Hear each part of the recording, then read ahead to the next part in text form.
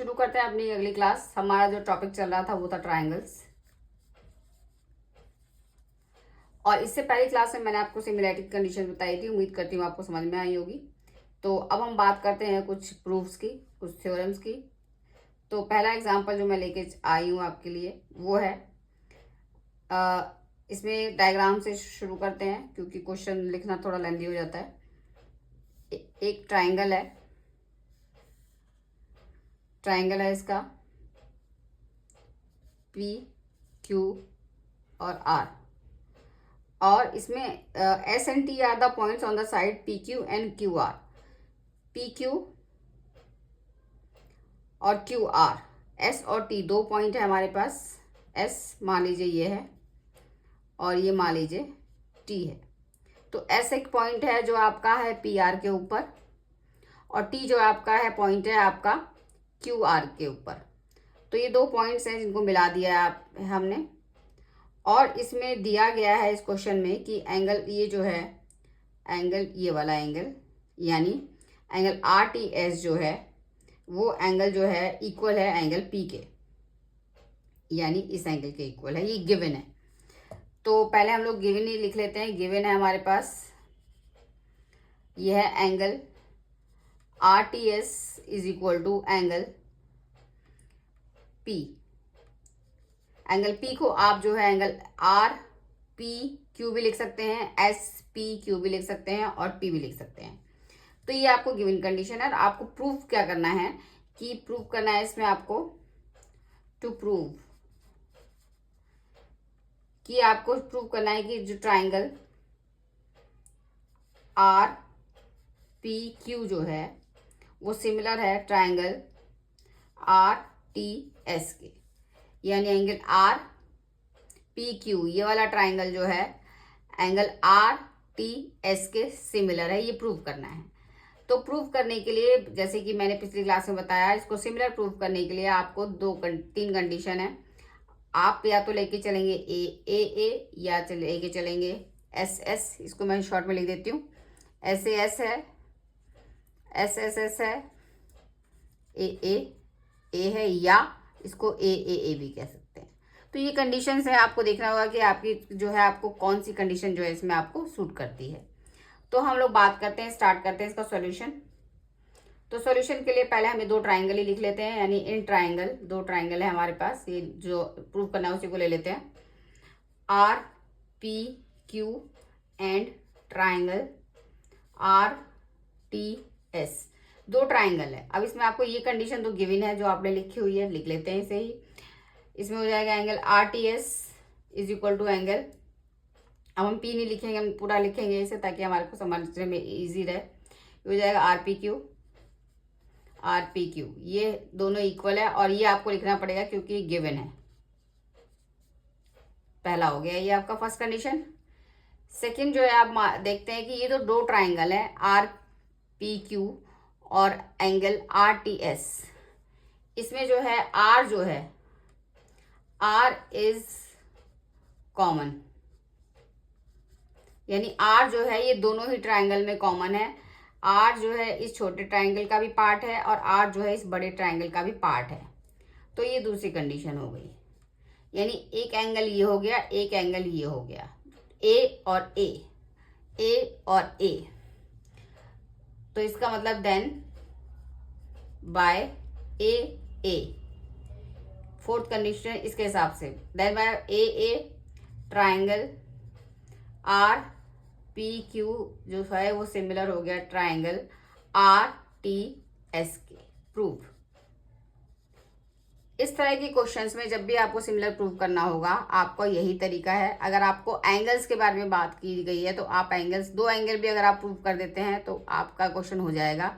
Mostly ऐसा होता है कि एक एंगल के बारे में कोई कंडीशन दी होती है और दूसरा एंगल जो है कॉमन होता है। तो इस तरह के क्वेश्चन एग्जाम में आते हैं, तो आप बहुत ध्यान से करिएगा। सबसे पहले कोशिश करिएगा कॉमन ढूंढने की, बहुत इजीली मिल जाता है। और दूसरा आप देखिएगा कि आपके क्वेश्चन के हिसाब से क्या दिया गया है। तो इस तरह से आप दो कंडीशन, दो एंगल प्रूव करते ही जो आपका ट्राइंगल जो है वो सिमिलर जो है इजीली प्रूव हो जाते हैं। ये कंडीशन ए वाली जो है वो सबसे ज़्यादा यूज होती है सिमिलैरिटी को प्रूव करने के लिए। तो उम्मीद करती हूँ ये एग्जाम्पल आपको समझ में आया होगा। अब एक और एग्जाम्पल ले लेते हैं इसी का। ये भी एक डायग्राम से पहले बना लेते हैं इसको ताकि इजी रहे। तो ये जो है आपका एक डायग्राम है,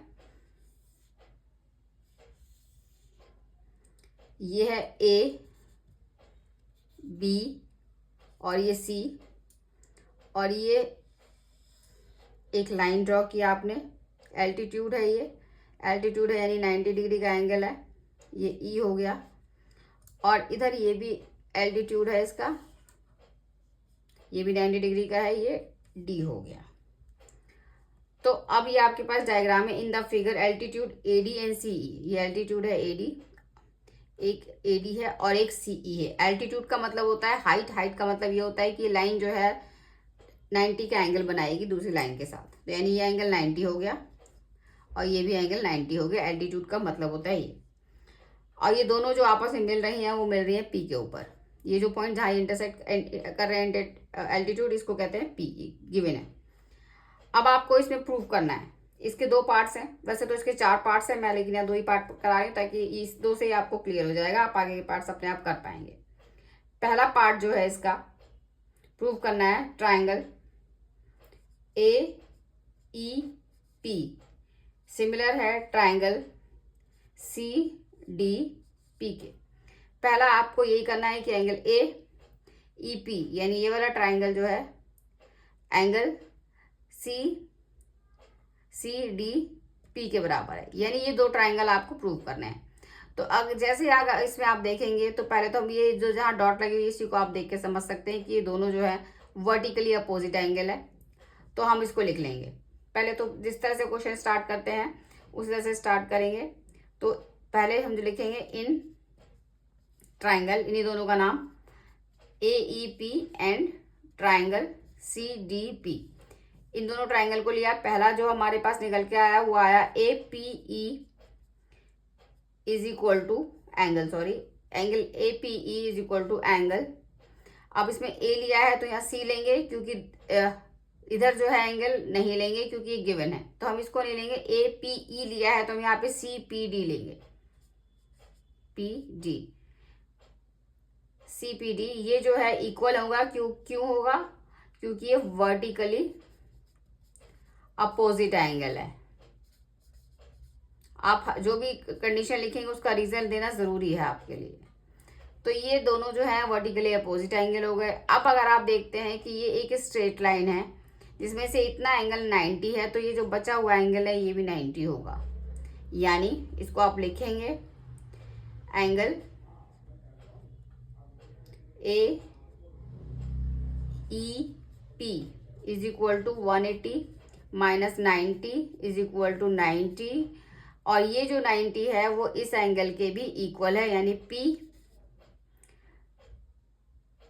इसमें हमने A से लिया है तो हम यहाँ C से लेंगे एंगल सी डी पी, यानी ये एंगल भी 90 और ये एंगल भी 90। तो अब हमें 2 एंगल मिल गए। और ये ऐसा क्यों है? क्योंकि ये जो ए ई बी है वो स्ट्रेट लाइन है, स्ट्रेट लाइन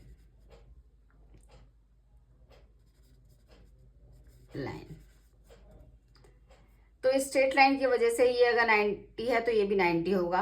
तो एक एंगल 90 मिल गया, ये आपको वर्टिकली अपोजिट मिल गया, 2 एंगल मिल गए जैसे ही मैंने बताया। तो बाय ए जैसे ही ये ए होता है, ट्राइंगल ए ई पी जो है वो सिमिलर हो गया ट्राइंगल सी डी पी के। प्रूव्ड। मैंने जैसे बताया सबसे ज्यादा यूज ये होता है, तो यही आप देख रहे हैं कि सबसे ज्यादा ये यूज हो रहा है। तो पहला पार्ट हो गया, इसका दूसरा पार्ट करते हैं। अगर हम, उम्मीद करती हूँ मैं जो समझा रही हूँ आपको समझ में आया होगा। अगला जो पार्ट है इसमें आपको प्रूव करना है कि ट्राइंगल ए बी डी जो है वो सिमिलर है ट्राइंगल सी बी ई के। अब अगर आप देखते हैं, इसको डॉट को हटा रही हूँ ताकि ये आपको कंफ्यूज ना करे। ए बी डी यानी अब ये जो है ट्राइंगल है और ये ट्राइंगल जो है इक्वल होना चाहिए सी बी ई के, यानी सी बी ई तो इस तरह से अगर आप देखते हैं कि एक तो ये ट्राइंगल है आपका और दूसरा ये ट्राइंगल है, तो अगर आप इसमें देख रहे हैं तो इसमें जो बी है वो कॉमन है in triangle A B D and triangle C B E. B angle B is common. अगर एंगल लिख रहे हैं तो एंगल का साइन लगाना ज़रूरी है, ये पहली कंडीशन हो गई। दूसरी कंडीशन के लिए हम लोग देखते हैं कि इसमें ये एंगल 90 है, यानी एंगल सी ई बी जो है, सी ई बी जो है वो 90 डिग्री है, ये गिवन है। और angle A D, angle A D B is equal to, ये फिर स्ट्रेट लाइन की प्रॉपर्टी आई इसमें, 90 इज इक्वल टू 90। और इस अगर ये 90 होता है बराबर तो ये एंगल सी ई बी के बराबर हो गया, ये दूसरी condition. From 1 and 2 by A condition, यहाँ भी हमारी ए कंडीशन यूज हुई। ये इम्प्लाई करती है कि ट्राइंगल ए बी डी जो है वो सिमिलर होगा ट्राइंगल सी बी ई के। तो उम्मीद करती हूँ ये पार्ट आपको समझ में आया होगा। इसके और भी पार्ट्स हैं जो कि आप देख के अपने आप सॉल्व कर सकते हैं। तो इस तरह से आप देखते हैं कि सबसे ज़्यादा जो है ये यूज़ होता है कंडीशन किसी भी दो ट्राइंगल को सिमिलर प्रूव करने के लिए। तो अगली क्लास में हम लोग मिलते हैं इसके और क्वेश्चंस के साथ।